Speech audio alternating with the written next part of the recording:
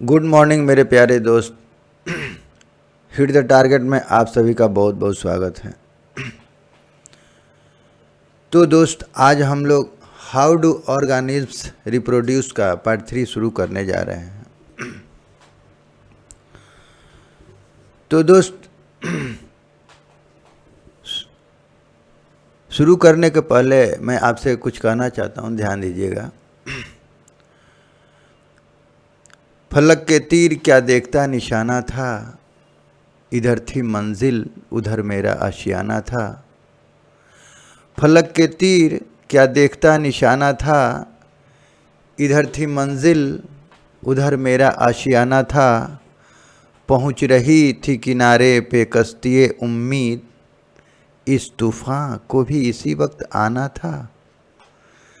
तो दोस्त, पिछले लेक्चर में हम लोगों ने प्लांट के सेक्सुअल रिप्रोडक्शन के बारे में देखा था कि कैसे मेल गैमेट और फीमेल गैमेट का आपस में फ्यूज़न होता है और कैसे जाइगोट का फॉर्मेशन होता है और किस तरह से सीड्स और फ्रूट्स का प्रोडक्शन होता है।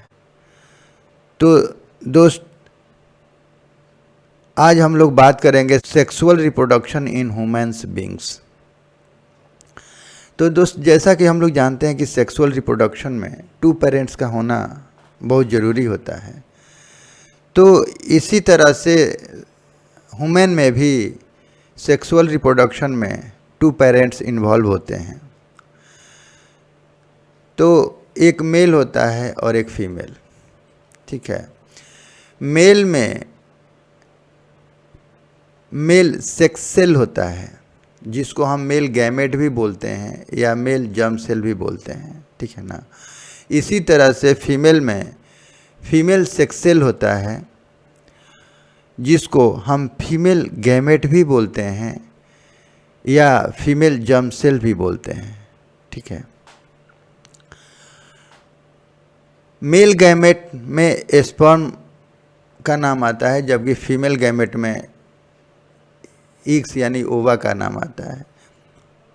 ये मेल गैमेट और फीमेल गैमेट ये आपस में फ्यूज़ करते हैं, मिलते हैं और इस तरह से एक जाइगोट का फॉर्मेशन होता है, ठीक है ना।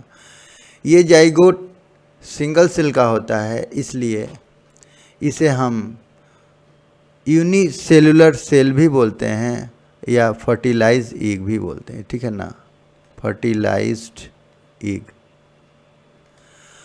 और ये जाइगोट के बाद फर्दर सेल डिवीज़न इसका होता है और ये मल्टी सेलुलर में डिवीज़न करके ये इस तरह से एम्ब्रियो बनाता है, फिर फेटस बनाता है और लास्टली एक न्यू चाइल्ड का बर्थ होता है, ठीक है।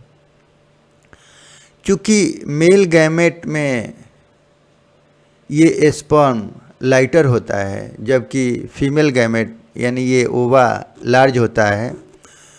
चूँकि ये लाइटर होने से ये मूवेबल होता है, ठीक है, और ये मोटाइल होता है, जबकि ये लार्ज होता है और इसमें फूड स्टोर होता है, ठीक है, ओके। जब जाइगोट का फॉर्मेशन होता है और फिर ये मल्टी सेलुलर में ये इसका कन्वर्जन होता है, तो उस समय एनर्जी का और न्यूट्रिएंट्स का प्रोविज़न सब यहीं से होता है, ओवा से। ये ओवा ही उसको एनर्जी और न्यूट्रिएंट्स प्रोवाइड करता है ताकि जाइगोट मल्टी सेलुलर में डिवाइड हो सके, ठीक है। अब हम लोग इससे आगे थोड़ा बात करते हैं। एक आता है पुबर्टी। तो ये पुबर्टी क्या है?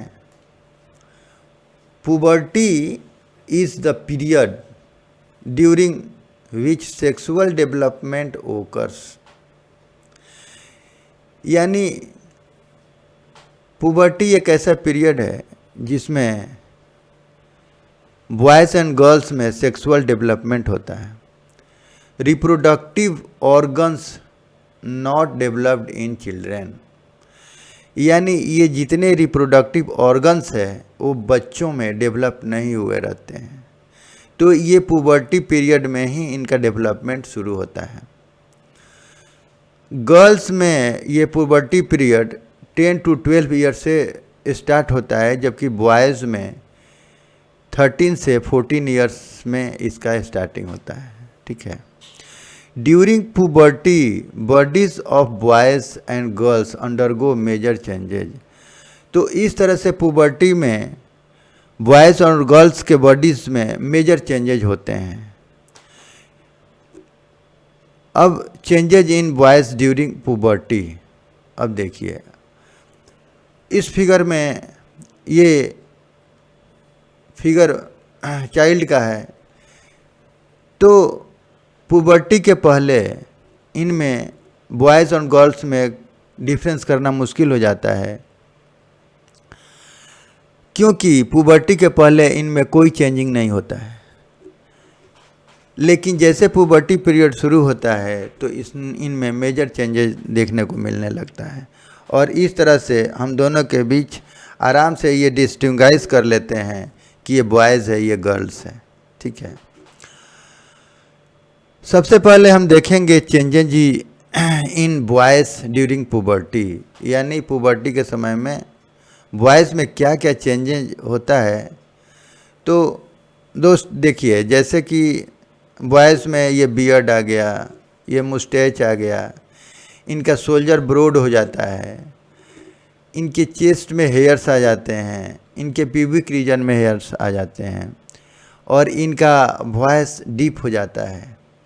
तो ये सारे चेंजिंग वॉइस में होता है पुबर्टी के पीरियड में। तो इसमें वही hairs on chest and face, face पे और चेस्ट पे हेयर्स आ जाते हैं।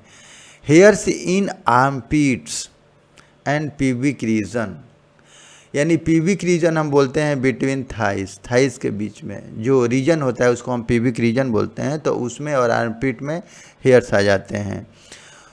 ब्रोडेनिंग ऑफ सोल्जर्स, इनका सोल्जर्स में ब्रोडेनिंग आ जाता है। ठीक है ना, चौड़ा हो जाता है इनका सोल्जर्स। ठीक है। और इरेक्शन ऑफ पेनिस, यानी पेनिस में इनका इरेक्शन होने लगता है। ठीक है। तो ये जितने मेजर चेंजेज होते हैं, तो इसके पीछे भी किसी न किसी हार्मोन्स का हाथ होता है। ठीक है। तो अभी हम उसी हार्मोन्स के बारे में बात करेंगे कि इनमें मेजर चेंजेज कैसे होता है। तो देखिए, अब एक हार्मोन्स का ये पुबर्टी पीरियड में एक हार्मोन्स का सिक्रीशन होता है जिसका नाम है टेस्टोस्टेरोन। ठीक है, इसका नाम है टेस्टोस्टेरोन हार्मोन्स। और ये हार्मोन्स का सिक्रीशन कहाँ होता है? तो टेस्टिस में। ठीक है ना, ये टेस्टिस में ये हार्मोन्स का सिक्रीशन होता है। और जैसे टेस्टिस में हार्मोन्स का सिक्रीशन होने लगता है तो इनके सेक्स ऑर्गन्स में डेवलपमेंट शुरू हो जाता है, स्पर्म्स का बनना शुरू हो जाता है, और इनमें काफ़ी चेंजेस देखने को मिलने लगता है। यानी पुबर्टी का जितना चेंजेज इनमें आता है, ये सारे ये टेस्टोस्टेरोन हार्मोन्स का ही रोल होता है इसमें। ठीक है। All these changes caused by testosterone are associated with male puberty, यानी मेल पुबर्टी में जितने ये चेंजेस देखने को मिलते हैं तो ये सारे टेस्टोस्टेरोन हार्मोन्स के द्वारा ही होता है। Which boys attains at age of 13 to 14 years, यानी ये पुबर्टी पीरियड 13 से 14 ईयर्स में शुरू होता है, और ये सारे ये टेस्टोस्टेरोन हार्मोन्स के द्वारा ही होता है। It is made by testis, ये टेस्टिस के द्वारा ही ये हार्मोन्स का सिक्रीशन होता है। Test also makes the male gametes, तो टेस्ट का काम क्या है कि ये मेल गैमेट को भी बनाता है। ठीक है, जैसे स्पर्म्स। की अगर हम बात करें, जो मेल गैमेट है, तो जब ये टेस्टोस्टेरोन का सिक्रेशन शुरू हो जाता है, यानी स्पर्म्स का बनना शुरू हो जाता है, उसके पहले स्पर्म्स का फॉर्मेशन नहीं होता है। Testosterone hormones controls the development of male sex organs. Testosterone तो स्पर्म बनाता ही है, इसके साथ साथ मेल सेक्स ऑर्गन्स का ज़्यादा डेवलपमेंट होने से कंट्रोल भी करता है। और male features such as deeper voice, moustache, beard, more body hairs, ये सारे जो चेंजिंग देखने को मिलता है वो टेस्टोस्टेरोन हार्मोन्स के द्वारा ही होता है। तो इस तरह से हम देखते हैं कि ये पुबर्टी पीरियड में जो बॉयज़ में जो चेंजिंग होता है, जो मेजर चेंजिंग होता है, इसका एकमात्र कारण है टेस्टोस्टेरोन हार्मोन्स का सिक्रीशन होना। और ये सिक्रीशन कहाँ होता है? टेस्टिस में होता है। और इस सिक्रीशन से स्पर्म्स का बनना भी शुरू हो जाता है। ठीक है। इसी तरह से changes in girls during puberty, यानी गर्ल्स में भी काफ़ी चेंजिंग देखने को मिलता है। इनका पुबर्टी पीरियड 10 to 12 ईयर्स का होता है। ठीक है।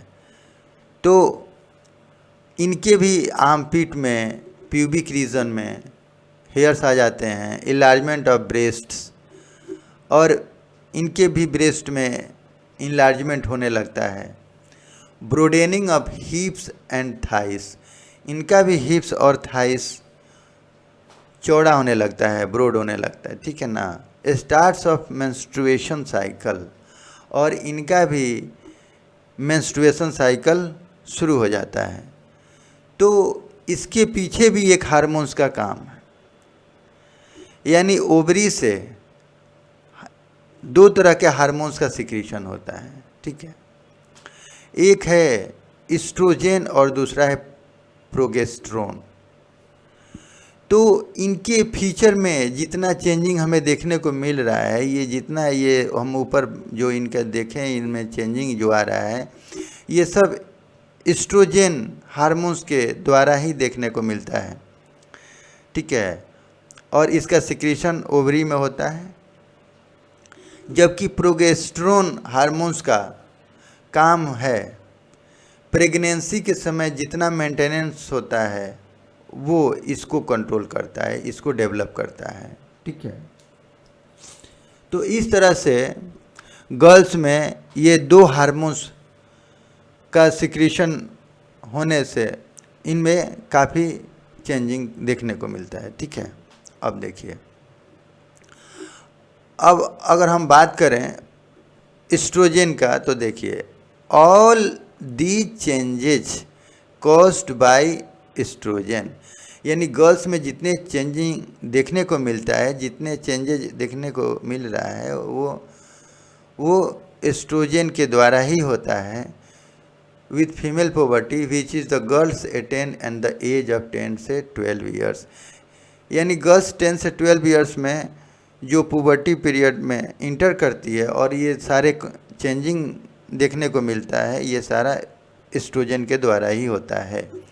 It control the development of female sex organs, तो ये हार्मोन्स उसके फीमेल सेक्स ऑर्गन्स की ज़्यादा डेवलपमेंट को भी रोकता है। एंड फीमेल फीचर्स, और फीमेल फीचर्स को डेवलप करता है, such as feminine voice, soft skin, mammary glands, breeze, यानी सेक्सुअल ऑर्गन्स के डेवलपमेंट को कंट्रोल करता है। और दूसरा जो इनका फीमेल फीचर्स है, जैसे ये फेमिनिन वॉइस है, मधुर आवाज़, सॉफ्ट स्किन है और मेमरी ग्लैंड्स का डेवलपमेंट है, तो ये सारा ये एस्ट्रोजन का ही रोल होता है ये डेवलप करने में। ठीक है। अब देखिए, अब हम बात करते हैं progesterone.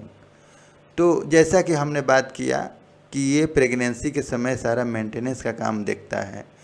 The function of progesterone hormones is to control the uterus changes, यानी प्रोजेस्टेरोन हार्मोन्स का ये पहला फंक्शन होता है कि यूट्रस में जितना चेंजेज आते हैं मेंस्ट्रुअल साइकिल के समय में उसको ये कंट्रोल करता है। It helps in the maintenance of pregnancy, ये प्रेगनेंसी के समय में ये मेंटेनेंस में हेल्प करता है। ठीक है। द फीमेल गैमेट्स कॉल्ड ओवा, फीमेल गैमेट जिसको हम ओवा बोलते हैं, इसका सिंगुलर ओवम होता है। ये सारे ओवा का फॉर्मेशन शुरू हो जाता है ओवरी में। ठीक है। अब हम बात करें तो मेल रिप्रोडक्टिव सिस्टम क्या होता है। तो मेल रिप्रोडक्टिव सिस्टम में हम ये देखेंगे कि कौन कौन से पार्ट मेल रिप्रोडक्टिव सिस्टम में आते हैं, पार्टिसिपेट करते हैं, उसके बारे में हम बात करेंगे। देखिए, active and function only after puberty, ये मेल रिप्रोडक्टिव ऑर्गन्स जितने हैं ये तभी एक्टिव करते हैं जब ये पुबर्टी में इंटर करते हैं और जब इनका सेक्सुअल ऑर्गन्स का डेवलपमेंट शुरू हो जाता है, जब स्पर्म्स का फॉर्मेशन शुरू हो जाता है, तब ये सारे ऑर्गन्स ये रिप्रोडक्टिव सिस्टम में पार्टिसिपेट करने लगते हैं। तो उसी के बारे में अभी हम देख रहे हैं। तो देखिए, ये सबसे पहले हमारा ये टेस्टिस है। ठीक है ना। तो ये हमारा टेस्टिस है। तो ये तो चूँकि टेस्टिस हमारा ये सिंगुलर शब्द है और इसका प्लूरल होता है टेस्ट। ठीक है। ये हमारे बॉडी में दो होते हैं और ये हमारे बॉडी के आउटर में रहते हैं, बॉडी से बाहर रहते हैं। इसमें स्पर्म का फॉर्मेशन होता है और स्पर्म्स का फॉर्मेशन टेस्टोस्टेरोन जो हार्मोन्स का सिक्रीशन होता है उसी से ये स्पर्म्स का फॉर्मेशन होता है। और इस तरह से जब स्पर्म्स का यहाँ फॉर्मेशन होता है तो उसके बाद ये स्पर्म्स एपिडिडाइमिस में आकर के, और ये हमारा एपिडिडाइमिस है, यहाँ पे स्टोर हो जाते हैं। क्योंकि ये इनिशियल पीरियड में ये काफ़ी वीक होते हैं और ये आकर के हमारे एपिडिडाइमिस में स्टोर हो जाते हैं। तो इस तरह से ये एपिडिडाइमिस में स्टोर हो जाते हैं। तो अगर हम ये बोलें कि ये अगर टेस्टिस ये स्पर्म्स का फैक्ट्री है तो ये एपिडिडाइमिस इसका क्या है, गोडाउन है। मतलब ये सारा यहाँ से ये स्पर्म्स का प्रोडक्शन करता है टेस्टिस, तो यहाँ पे ये आकर के स्टोर हो जाता है। अब हमारा इसके बाद ये दूसरा ये ऑर्गन शुरू होता है, एक ट्यूब लाइक स्ट्रक्चर यहाँ से हम देख रहे हैं कि ये ऊपर के तरफ ये पास कर रहा है। तो ये एक ट्यूब लाइक जो स्ट्रक्चर है उसको हम बोलते हैं वास डिफरेंस यानी स्पर्म डक्ट। चूँकि स्पर्म इसी डक्ट से ऊपर की तरफ मूव करता है इसलिए हम इसको बोलते हैं स्पर्म डक्ट। ठीक है। ये पूरा हमारा ये टेस्टिस का एरिया एक बैग लाइक स्ट्रक्चर में कवर्ड रहता है, एक पाउच में ये कवर्ड रहता है जिसको हम बोलते हैं स्क्रोटम। ठीक है। अब हम बात करें ये हमारा ट्यूब लाइक स्ट्रक्चर जो ऊपर जा रहा है, तो यहाँ से जब हमारा स्पर्म चलता है आगे ऊपर की तरफ बढ़ता है, तो एक्चुअली में ये क्या होता है कि जब सेक्सुअल इंटरकोर्स के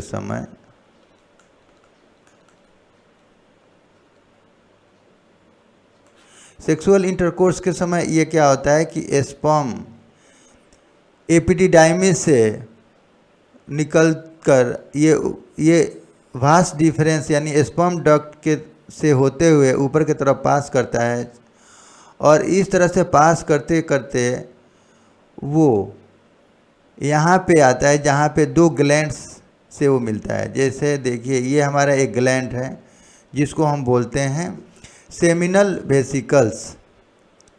यहाँ पे फ्रक्टोज भी बनता है, यह फ्रक्टोज का भी फॉर्मेशन यही सेमिनल वेसिकल्स ग्लैंड्स में होता है। तो ये ग्लैंड्स है, और यहाँ पे हम देख रहे हैं ये प्रोस्टेट ग्लैंड्स, ठीक है ना। तो ये प्रोस्टेट ग्लैंड्स और सेमिनल वेसिकल्स, तो चूँकि ये स्पर्म जब यहाँ से आता है तो वो काफ़ी वीक रहता है, उतना ये स्ट्रॉन्ग नहीं रहता है। तो जब ये सेमिनल वेसिकल में ये डक्ट के थ्रू जब आ रहा है यहाँ पे, तो यहाँ पे सेमिनल वेसिकल्स और प्रोस्टेट ग्लैंड्स, ये दो ग्लैंड्स है जो इनको न्यूट्रिएंट्स प्रोवाइड करता है और एक थिक लिक्विड प्रोवाइड करता है जिससे वो आसानी से आगे की तरफ मूव कर सके, और न्यूट्रिएंट्स और एनर्जी से वो काफ़ी मोटाइल हो जाता है और काफ़ी एनर्जेटिक हो जाता है, और ये आसानी से आगे की तरफ मूव कर सकता है। एक तीसरा ग्लैंड हम यहाँ पे ये देख रहे हैं, इसको हम बोलते हैं काउपर्स ग्लैंड। तो ये चूँकि एक अल्कलाइन फ्लूइड को सिक्रीशन करता है, ठीक है ना। अल्कलाइन मतलब ये बेसिक, इसको अगर हम बोले कि ये बेसिक लिक्विड सिक्रीशन करता है, ठीक है ना, लिक्विड को सिक्रीशन करता है। तो इससे क्या होता है कि ये बेसिक लिक्विड सिक्रीशन करने से जो इसमें एसिड होता है उसको वो न्यूट्रलाइज कर देता है, और इस तरह से अब हमारा ये स्पर्म अब काफ़ी मोटाइल हो गया है, काफ़ी एनर्जेटिक हो गया है, और ये पूरा लिक्विड से ये पूरा फिल हो जाता है। तो अब इसका नाम स्पर्म से क्या हो जाता है, अब ये इसका नाम सीमेन हो जाता है, ठीक है ना। अब यहाँ से ये सीमेन के रूप में यहाँ से अब ये जो आप डक्ट देख रहे हैं, ये डक्ट के थ्रू अब ये पेनिस में आता है, और इस डक्ट को हम बोलते हैं यूरेथ्रा। ये यूरेथ्रा है हमारा, ठीक है ना। तो ये यूरेथ्रा के थ्रू अब ये पेनिस में आ गया, ठीक है। अब पेनिस में आकर के आते हुए फिर ये बाहर की तरफ इजेक्ट होता है, ठीक है ना। तो ये इजोकुलेशन के समय यहाँ से इजेक्ट हो जाता है। अब एक बात है यहाँ पे, यूरेथ्रा ये कॉमन पैसेज है। ये क्या है, ये कॉमन पैसेज है दोनों के लिए, ये स्पर्म्स के लिए भी एज वेल एज ये यूरिन के लिए भी, क्योंकि यहाँ पे हमारा ये यूरिनरी ब्लैडर है, ठीक है ना। तो ये यूरिनरी ब्लैडर से यूरिन पास होता है, लेकिन दोनों के लिए एक ही कॉमन पैसेज होता है, ये यूरेथ्रा। यहाँ से स्पर्म भी पास होता है और यहाँ से यूरिन भी पास होता है, लेकिन ये दोनों साथ साथ पास नहीं हो सकते हैं। ये दोनों में से एक ही एट ए टाइम एक ही पास होगा। तो जब इसमें से स्पर्म पास होगा तो यूरिन नहीं पास होगा, जब यूरिन पास होगा तो स्पर्म पास नहीं होगा, ठीक है ना।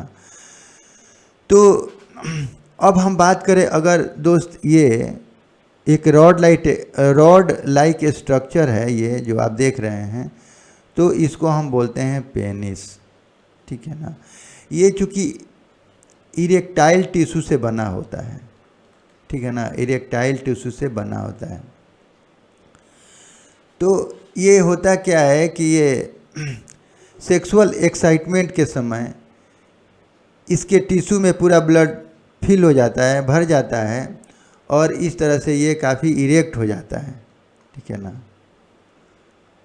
और ये स्पर्म एग्जेक्ट करने में हेल्प करता है, ठीक है। तो इस तरह से हमने ये मेल सेक्स ऑर्गन्स के बारे में हमने काफ़ी कुछ देख लिया है, ठीक है। अब इसी को हम थोड़ा सा देख लेते हैं कि इसके बारे में थोड़ा क्या हमने लिखा है, ठीक है, देख लीजिए। तो टेस्टिस क्या है, ये Oval shaped which is situated outside the main body in 2 in number. तो ये हमारा टेस्टिस के बारे में हमने अभी बात किया। ये 2 होते हैं हमारे शरीर में, और ये बॉडी के आउटसाइड में सिचुएटेड होते हैं, और एक बैग लाइक स्ट्रक्चर में सिचुएटेड होते हैं। और चूँकि स्पर्म्स का फॉर्मेशन हमारे बॉडी टेम्परेचर से 3 डिग्री सेंटीग्रेड कम होना चाहिए, ये कंपल्सरी है, इसीलिए ये हमारे बॉडी से बाहर में सिचुएटेड होते हैं, ठीक है ना। तो इनका काम क्या है कि मेक्स स्पर्म्स यानी मेल सेक्स ऑर्गन्स, यानी ये मेल सेक्स ऑर्गन्स को बनाने में मदद करते हैं, और दूसरा मेक्स टेस्टोस्टेरोन हार्मोन्स, और टेस्टोस्टेरोन हार्मोन्स का भी सिक्रीशन यहीं से होता है, टेस्टिस से होता है। लेकिन ये स्पर्म का बनना और टेस्टोस्टेरोन हार्मोन्स का सिक्रीशन ये आफ्टर पुबर्टी में ही होता है, ठीक है ना। यानी जब बॉयज़ जब पुबर्टी में इंटर करता है तो यहाँ से ये अपना फंक्शन शुरू करते हैं, ठीक है। अब हम बात करें, जैसे हमने देखा कि स्क्रोटम क्या है, तो दोस्त scrotum keeps testis in outside of main body. जैसा कि हमने बात किया कि ये स्क्रोटम ये हमारे बॉडी से बाहर की तरफ टेस्टिस को रखने में मदद करता है, because making of a sperm requires 3 degree centigrade lesser temperature than main body. यानी स्पर्म बनने के लिए मेन बॉडी टेम्परेचर से 3 डिग्री सेंटीग्रेड कम टेम्परेचर चाहिए, इसीलिए ये बॉडी के बाहर में सिचुएटेड होता है, ठीक है। अब हम बात करेंगे एपिडिडाइमिस के बारे में। हमने देखा कि ये स्टोर करता है स्पर्म्स को, मेड बाय टेस्टिस। जो भी टेस्टिस के द्वारा स्पर्म्स बनता है वो जाकर के एपिडिडाइमिस में ही स्टोर होता है, ठीक है। तो हमने देख ही लिया, जैसे ये हमारा एपिडिडाइमिस था, ये वाला ये पार्ट, ये हमारा एपिडिडाइमिस है, तो यहीं पे स्टोर होता है, और यहीं से ये वास डिफरेंस यानी एक ट्यूब लाइक स्ट्रक्चर जो हम ऊपर देख रहे हैं, ये ऊपर जा रहा है, तो इसको हम इसी डक्ट को हम बोलते हैं स्पर्म डक्ट। चूँकि स्पर्म पास करता है इस डक्ट से, इसलिए हम इसको स्पर्म डक्ट भी बोलते हैं, और इसको वास डिफरेंस भी बोलते हैं, ठीक है। ओके, तो ये वास डिफरेंस यानी स्पर्म डक्ट के बारे में देख लेते हैं क्या लिखा हुआ है। तो देखिए दोस्त, vas deferens is a tube like structure, एक ट्यूब लाइक स्ट्रक्चर होता है विच पासेस स्पर्म्स टूवर्ड्स पेनिस। ये पेनिस की तरफ ये स्पर्म्स को पास करने में ये हेल्प करता है। तो हम देख रहे हैं कि इसी ट्यूब से तो होकर के पेनिस तक हमारा ये स्पर्म पहुंच रहा है, ठीक है। अच्छा, seminal vesicles and prostate gland. तो जैसे हमने ऊपर देखा कि ये सेमिनल वेसिकल का काम क्या है, तो ये हमारा seminal vesicle and prostate glands secrets liquid, ये एक लिक्विड को सीक्रेट करते हैं, मिक्सेस विथ स्पर्म, जो स्पर्म के साथ मिक्स हो जाता है, and which provides nutrients to sperm, और जो स्पर्म को न्यूट्रिएंट्स प्रोवाइड करता है, एनर्जी प्रोवाइड करता है, ठीक लिक्विड प्रोवाइड करता है जो उसको आगे मूव करने में हेल्प करता है। और इस तरह से जब ये सारे प्रोवाइड हो जाते हैं, स्पर्म में मिक्स हो जाते हैं, तो वो हम उसका नाम अब सीमेन हो जाता है, ठीक है ना। Then sperm can move smoothly, इस तरह से वो आराम से मूव कर सकता है। Fructose which is produced by seminal vesicle, यानी सेमिनल वेसिकल्स में फ्रक्टोज का फॉर्मेशन होता है, जो कि बॉडी में और कहीं भी फ्रक्टोज का फॉर्मेशन नहीं होता है। तो ये सेमिनल वेसिकल जो हमने अभी देखा था, ये सेमिनल वेसिकल है हमारा, और इसी में इसी में सेमिनल वेसिकल्स में ये फ्रक्टोज का फॉर्मेशन होता है, और हमारे बॉडी में कहीं भी फ्रक्टोज का फॉर्मेशन नहीं होता है, ठीक है। अच्छा, अब यूरेथ्रा के बारे में हम देख लेते हैं। तो यूरेथ्रा के बारे में जैसा हमने पढ़ा कि ब्रिंग सीमेन टू पेनिस, ये पेनिस में सीमेन को इंटर कराता है, and bring semen out of the body, और ये पेनिस से बाहर की तरफ सीमेन को इजेक्ट करने में भी ये यूरेथ्रा का काम होता है, ठीक है ना। Urethra is the common path for semen, ये सीमेन और यूरिन के लिए यूरेथ्रा हमारा एक कॉमन पाथ है। Both can not pass at a time, यानी यूरिन और सीमेन एक समय में दोनों पास नहीं हो सकते हैं, दोनों में से केवल एक ही पास हो सकता है एट ए टाइम, ठीक है ना। ओके, अब हम थोड़ा काउपर्स ग्लैंड्स के बारे में अभी हमने बात किया था, देख लेते हैं। Cowper's glands are a pair of extremely small glands located at the base of the penis. तो जैसा कि हमने देखा कि ये काउपर्स ग्लैंड ये पेनिस के बेस में ये लोकेटेड होता है, और एक पेयर के रूप में ये होता है काउपर्स ग्लैंड, ठीक है। दे ओपन इनटू यूरेथ्रा, ये यूरेथ्रा में खुलता है, and A small duct by A small duct, ये स्मॉल डक्ट के रूप में एक यूरेथ्रा में खुलता है और जो अल्कलाइन लिक्विड को, फ्लूइड को, अल्कलाइन फ्लूइड को उसमें पास करता है, ठीक है। These gland secretes an alkaline fluid, ये अल्कलाइन फ्लूइड को सिक्रीट करता है इनटू द यूरेथ्रा, और यूरेथ्रा में सिक्रीट करता है that neutralise acids from urine, जो यूरिन से एसिड आ रहा है उसको ये न्यूट्रलाइज करता है। तो हम जानते हैं कि बेस का ये नेचर होता है कि ये जब बेस एसिड से मिलता है, बेस ये हमारा जब एसिड से मिलता है तो क्या बनाता है, ये साल्ट प्लस वाटर, ठीक है। तो इस तरह से वो एसिड को क्या किया, न्यूट्रलाइज करके साल्ट में कन्वर्ट कर देता है, ठीक है ना, और वाटर, इस तरह से साल्ट हमारे शरीर से बाहर निकल जाता है। तो इस तरह से इसमें एक बेसिक नेचर होता है जो एसिड को न्यूट्रलाइज कर देता है, ठीक है। अब हम सीमेन की बात करें तो जैसे हमने देख लिया कि सीमेन क्या है, semen is a collection of secretions from the seminal vesicles, prostate glands and Cowper's gland. ये सीमेन एक कलेक्शन है सिक्रेशंस का from the seminal vesicles, seminal vesicles से जो सिक्रीशन हुआ, प्रोस्टेट ग्लैंड से जो सिक्रीशन हुआ, जो काउपर्स ग्लैंड से जो फ्लूइड का सिक्रीशन हुआ, और ये सारे स्पर्म में मिल जाते हैं और इस तरह से ये एक मिक्सचर बनता है फ्लूइड का, थिक फ्लूइड का, और इस तरह से इसको हम सीमेन बोलते हैं। Semen is ejected from the penis during ejaculation, यानी सीमेन क्या है कि सीमेन हमारा is ejected from the penis, penis से इजेक्ट होता है ड्यूरिंग इजोकुलेशन, यानी इजोकुलेशन के समय ये सीमेन पेनिस से बाहर की तरफ इजेक्ट होता है, निकलता है। ए सिंगल इजोकुलेशन में कंटेन, यानी सिंगल इजोकुलेशन के समय, एक सिंगल इजोकुलेशन में ये 200 से 300 मिलियन स्पर्म प्रेजेंट होते हैं, ठीक है। स्पर्म्स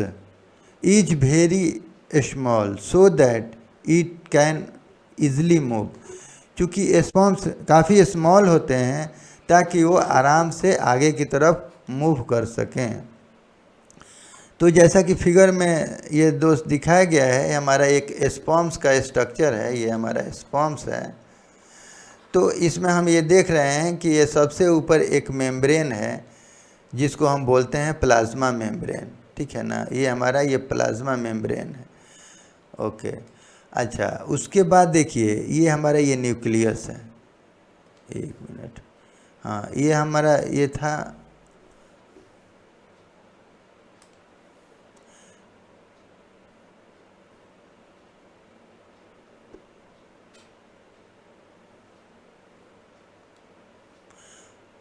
ये सबसे ऊपर एक मेम्ब्रेन आपको दिख रहा है, तो दोस्त ये हमारा प्लाज्मा मेम्ब्रेन है, ठीक है ना।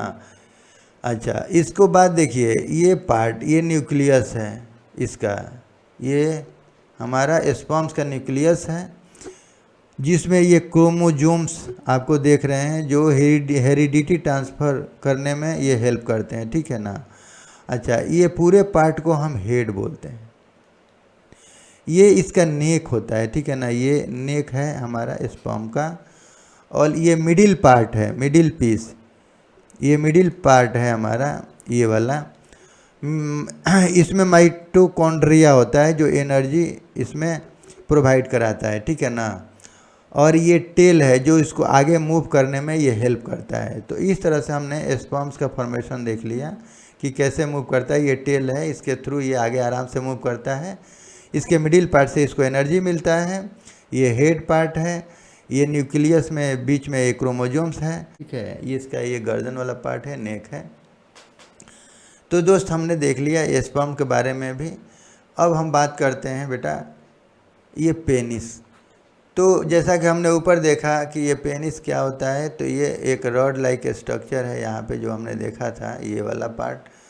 तो ये हमारा ये पार्ट है, ये पेनिस है, ये रॉड लाइक स्ट्रक्चर है और ये इरेक्टाइल टिश्यू से बना हुआ है। और ये सेक्सुअल एक्साइटमेंट के समय इसमें ये टिश्यू में ब्लड फिल हो जाते हैं और ये काफ़ी इरेक्ट हो जाता है और इस तरह से यहाँ से स्पर्म्स बाहर की तरफ इजेक्ट होता है, ठीक है ना। तो हमने इसके बारे में अब ये ब्रिंग सीमेन टू पेनिस, ठीक है ना। तो अब ये हम देख लेते हैं इसको, ये हाँ। तो ये लिखा हुआ है कि it is a long and thick muscular organs made up of mostly erectile tissue. ये इरेक्टाइल टिश्यू से बना होता है। At the time of sexual excitement the erectile tissue gets filled with blood. ये इरेक्टाइल टिश्यू ब्लड से fill हो जाता है और causing the penis to become erect, और इस तरह से वो काफ़ी इरेक्ट हो जाता है जो स्पर्म्स को बाहर निकालने में काफ़ी मदद करता है, ठीक है ना। तो दोस्त, इस तरह से हम आज ह्यूमन रिप्रोडक्टिव सिस्टम के बारे में हमने जाना, पुबर्टी के बारे में जाना और कैसे मेल गैमेट का फॉर्मेशन होता है उसके बारे में हमने काफ़ी कुछ जाना। तो दोस्त, आज का वीडियो आपको कैसा लगा? अगर ये वीडियो आपको अच्छा लगे तो प्लीज़ सब्सक्राइब कर दीजिए and like and share to your friends, और अपने फ्रेंड्स को भी बता दीजिए। और प्रेस द बेल आइकन्स, यानी बेल आइकन्स को भी बजा दें ताकि हमारा अगले वीडियो का नोटिफिकेशन आपको समय से मिल सके। तो दोस्त, वीडियो देखने के लिए आपका बहुत बहुत धन्यवाद और आज के लिए बस इतना ही। Thank you.